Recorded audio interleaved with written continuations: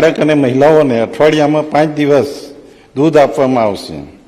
PM પોષણ યોજના અંતર્ગત શાકભાજી, મરી મસાલા તેમજ ગોળ વગેરે માટે અપાતી વિદ્યાર્થી દીઠ સહાયમાં 60% જેટલો વધારો કરવાની હું જાહેરાત કરું છું.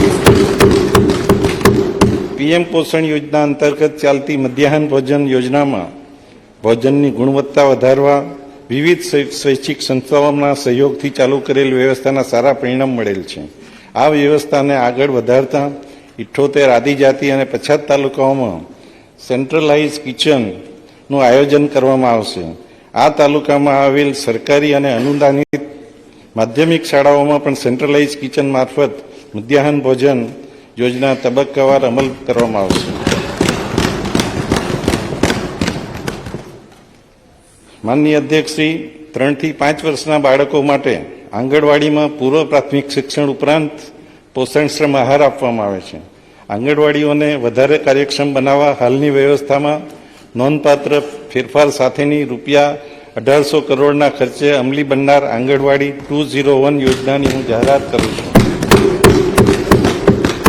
આ યોજના અંતર્ગત આગામી 3 વર્ષમાં અદ્યતન ટેકનોલોજી સાથે 8000 નવી આંગણવાડીઓનું નિર્માણ કરવામાં આવશે અને 20000 આંગણવાડીઓને આઈટી કનેક્ટિવિટી પૂરી પાડી સ્માર્ટ આંગણવાડી બનાવવામાં આવશે.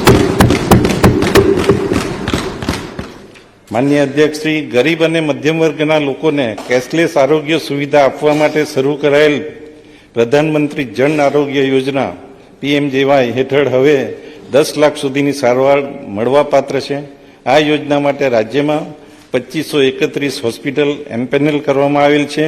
આ યોજના હેઠળ આગામી વર્ષે ₹3100 કરોડની જોગવાઈ છે.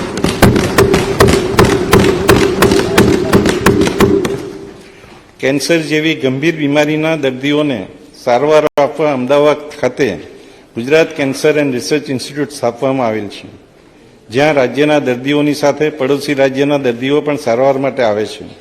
કેન્સરના દર્દીઓને આધુનિક સારવાર ઉપલબ્ધ કરાવવા અંદાજે ₹600 કરોડના ખર્ચે કેન્સર ઇન્સ્ટિટ્યૂટ ખાતે cyclotron project for nuclear medicine અને પ્રોટોન બીમ થેરેપી કાર્યરત કરવાના સરકારના નિર્ણયની હું જાહેરાત કરું છું. માનનીય અધ્યક્ષશ્રી, 21મી સદી વિજ્ઞાન અને ટેકનોલોજીની સદી છે. જીવનના દરેક ક્ષેત્રમાં આઈટી અને સંલગ્ન ટેકનિકો મહત્વનો ભાગ ભજવવાની છે. વધુમાં ઉચ્ચ કક્ષાની નવી રોજગારીની તકો વિજ્ઞાન પ્રવાહનું શિક્ષણ જરૂરી છે. વિજ્ઞાન પ્રવાહના અભ્યાસક્રમના શિક્ષણને પ્રોત્સાહન આપવા માટે હું નમો સરસ્વતી યોજનાની જાહેરાત કરું છું. આ યોજના અંતર્ગત ઉચ્ચતર માધ્યમિક શાળાઓના વિજ્ઞાન પ્રવાહમાં અભ્યાસ કરતી ગરીબ અને મધ્યમ વર્ગના પાત્રતા ધરાવતા વિદ્યાર્થીઓને ધોરણ 11માં 10,000 અને ધોરણ 12માં 15,000 મળી કુલ 25,000ની સહાય આપવામાં આવશે.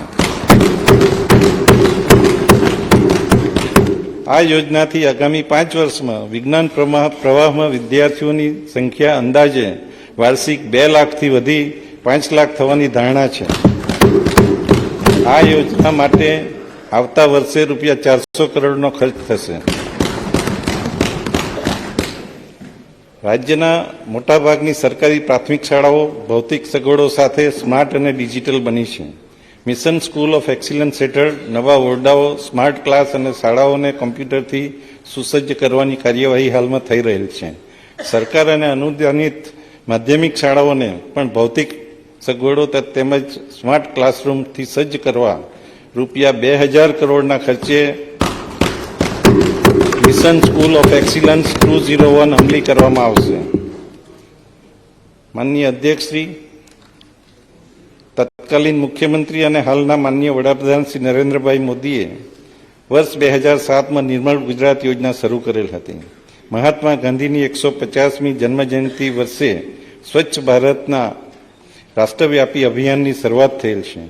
સ્વચ્છતાને દરેક ઘર, ગામ અને શહેરનો મૂળ મંત્ર બનાવી સંપૂર્ણ રાજ્યને સ્વચ્છ અને સુઘડ બનાવવાની અમારી સરકારની નેમ છે. આ પ્રતિબદ્ધતાને વેગ આપવા નિર્મળ ગુજરાત 201 અભિયાનની હું જાહેરાત કરું છું. આ અભિયાન અંતર્ગત ઘન અને પ્રવાહી કચરાને એકત્ર કરી પર્યાવરણ દ્રષ્ટિએ યોગ્ય ધોરણે નિકાલ કરવા માટે વિવિધ યોજનાઓ થકી વ્યવસ્થા કરવામાં આવશે અને લોક સહકારથી એનું અમલીકરણ કરવામાં આવશે. આ માટે ચાલુ વર્ષના રૂપિયા 1300 કરોડના બજેટમાં ધરખમ વધારો કરી આગામી વર્ષે રૂપિયા 2500 કરોડની જોગવાઈ.